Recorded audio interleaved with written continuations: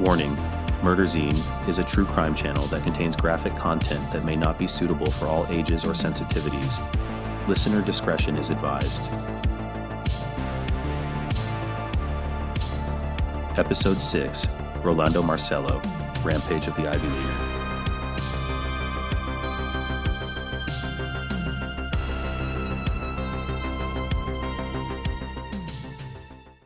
On the sunny Memorial Day of Monday, May 29, 1989, the tree-lined streets of Springfield, New Jersey bustled with life. Families were grilling burgers, children's laughter echoed, and neighbors gathered for block parties. The Dennis family's backyard on Crest Place became the heart of the festivities, where Mark Dennis, 36, welcomed over 20 neighbors and their children to celebrate. The scene was quintessential suburban America, animated conversations, laughter, and a shared sense of community. Yet, in mere moments, this peaceful day turned into a nightmare, obliterated by a wave of bloodshed and terror. Around 5 p.m., panic erupted. A young man stumbled out of the Marcelo family's neighboring home, shrieking and covered in blood. Behind him, a knife-wielding figure pursued him relentlessly. Witnesses described the attacker as frenzied, slashing wildly at anyone in his path with a dagger-like 10-inch knife. The knife-wielding assailant was identified as neighbor Rolando Marcelo, 24, the oldest of 4 brothers, his family having lived in the community for over 15 years. One woman recounted rushing outside upon hearing the commotion. At first, I thought it was a joke. Then I saw Raleigh wrestling with the men on the ground with a knife and all of the blood. It was horrifying. The serene backyard gathering at the Dennis home descended into chaos. Guests fled in terror as Marcelo appeared, blood-soaked and swinging the knife. One woman recalled, "My 6-year-old was on a swing." Raleigh stormed past him, chasing Mark Dennis. It was like a real-life horror movie. The chilling scene intensified as Marcelo slashed at anyone within reach. Witnesses described him as unrecognizable, his eyes wide with rage and his movements erratic. "It was like he wasn't himself," one guest recalled. There was no reasoning with him. In the chaos, nearly naked and covered in blood, Rolando staggered to the driveway, mumbling, "What have I done? What have I done?" before speeding away in the family's Chevrolet Corsica. By the time police arrived, they found a horrifying scene. On the Dennis's lawn lay the body of 21-year-old Nelson Paiva from Union, New Jersey, a young man full of promise who had only stopped by to check on a friend. Mark Dennis, mortally wounded in an act of bravery to protect his guests, was pronounced dead at Overlook Hospital after doctors fought to save him for over an hour. Richard Hartman, 37, was also injured in the attack, sustaining stab wounds to his chest and arms, but would survive undergoing surgery to repair several fingers, nearly severed, while defending himself from Rolando. Inside the Marcelo home, the violence was equally appalling. Officers discovered the hacked and stabbed bodies of Rolando's mother, Anita Marcelo, 51, and his younger brother, Raymond, 20. In the basement, blood spattered the walls, bearing silent witness to the ferocity of the attack. In total, 4 lives had been claimed in a matter of minutes. Rolando Marcelo's violent actions seemed incomprehensible to those who knew him. Friends, neighbors, and former classmates described him as the quintessential success story. A Yale University honor graduate, Marcelo had been president of his high school's National Honor Society, editor of the Yale Quarterly, and a member of Phi Beta Kappa. He graduated summa cum laude in 1987 with ambitions of becoming an investment banker. Yet cracks in this polished exterior had begun to show. Marcelo's departure from a prestigious loan officer program at Chemical Bank in 1988, due to a debilitating bout of mononucleosis, marked the beginning of his downward spiral.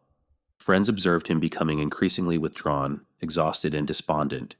His once vibrant social life diminished, replaced by isolation and mounting frustration. "He was exhausted a lot," one friend noted. "He couldn't do much without getting tired. It was hard to watch him struggle." Others described him as having mood swings and periods of uncharacteristic irritability. Despite these signs, few could have imagined the tragedy to come. After fleeing the scene at speeds of up to 100 miles per hour, Marcelo switched vehicles multiple times, finally crashing a Volkswagen Beetle into a guardrail near the Lamington River in Somerset County. Pursued by state police, he plunged 40 feet from a bridge, hitting branches as he fell, landing near the riverbank. Despite injuries and exhaustion, Marcelo was found huddled in the brush nearby and surrendered without a struggle. Officers described him as dazed, his clothes torn and bloodied. He looked completely spent, one trooper recalled. It was as if the reality of what he'd done had finally hit him. The Marcelo family had already endured its share of hardship. Emigrating from the Philippines 2 decades earlier, they had worked tirelessly to build a better life. After the death of their father, a physician, to stomach cancer, Anita Marcelo took on multiple jobs to support her 4 sons. Her sacrifices paid off. Her children excelled academically, with Rolando graduating from Yale and another graduating from Bowdoin College. Slain 20-year-old Raymond was also a senior at Villanova University. But the weight of expectations may have been too much for Rolando. Authorities struggled to pinpoint a motive. Investigators speculated that a heated argument with his mother about his prolonged unemployment may have triggered the attack. Medical experts suggested Marcelo suffered from severe psychiatric issues, potentially exacerbated by Epstein-Barr syndrome, a viral illness linked to emotional instability, dubbed the yuppie disease for its tendency to affect high-achieving young adults. In the days leading up to the attack, family members noted changes in Marcelo's behavior. One brother recalled, he seemed agitated and acted strangely, like something was bothering him, but he wouldn't talk about it. Despite these warning signs, no one anticipated the horrifying events that would unfold. During his arraignment, Marcelo appeared sullen and unresponsive. Psychiatrists noted his increasingly erratic behavior, including headbanging against the wall and incoherent mumbling. On June 1st, he violently attacked 5 correctional officers at the Union County Jail, prompting his transfer to a state forensic psychiatric hospital. Guards required treatment for minor cuts and bruises and described the assault as sudden and ferocious, with Marcelo using karate-like moves to incapacitate them. During his trial, it was revealed that Marcelo claimed he was the second Messiah and had acted on divine instructions to kill his mother and brother, believing they would be resurrected to a better life. God has to hurt people he loves in the short run to help them in the long run, he declared. His bizarre and delusional statements painted a picture of a man deeply unwell. Defense experts testified that Marcelo was in a psychotic state during the killings. They detailed his history of mental illness, exacerbated by physical illness and emotional stress. The prosecution had sought the death penalty, but on November 2, 1990, Marcelo was found not guilty by reason of insanity and confined to a state psychiatric hospital. The ruling surprised few and brought some closure, but left lingering questions about the untreated mental health issues that led to the tragedy. In the years following the ruling, Marcelo remained under psychiatric care. Updates on his case indicated he was transferred between facilities and granted supervised outings starting in 2001. His exact whereabouts remain undisclosed, but records indicate that he continues to receive treatment to this day.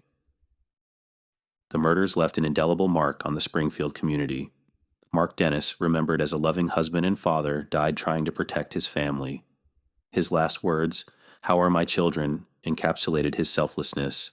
His 3 young children, 2 young daughters and an infant son, were left to grow up without their father. Nelson Paiva, an ambitious young man on the brink of a promising career, was mourned by his family and friends. A star student and athlete, he had graduated from Holy Cross College in Massachusetts a week before the attack. He was ecstatic to have been hired by the Federal Reserve Bank before his life was cut tragically short. The Marcelo family, already burdened by the loss of their patriarch years earlier, faced unimaginable tragedy. The deaths of Anita and Raymond Marcelo shattered what had once been a picture of resilience and achievement. Surviving brothers Ruel and Ronald left behind to pick up the pieces. The tragedy also serves as a sobering reminder of the hidden struggles that can lurk beneath even the brightest surfaces. "Raleigh was the nicest kid in the world," one friend lamented. "We'll never understand what happened." Was Rolando Marcelo's breakdown inevitable, or could it have been prevented? Did his illness, compounded by cultural and familial pressures, push him to the brink?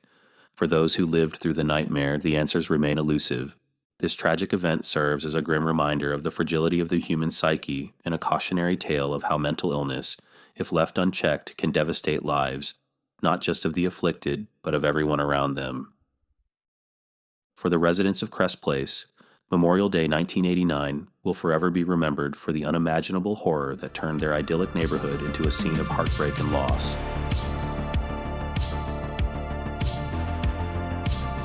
You have been listening to Murderzine, true crime stories inspired by my personal collection of detective magazines. Please like and subscribe to hear more as episodes are released. Visit murderzine.com for our links and contact information or to submit story ideas. Thank you for listening. Stay safe out there.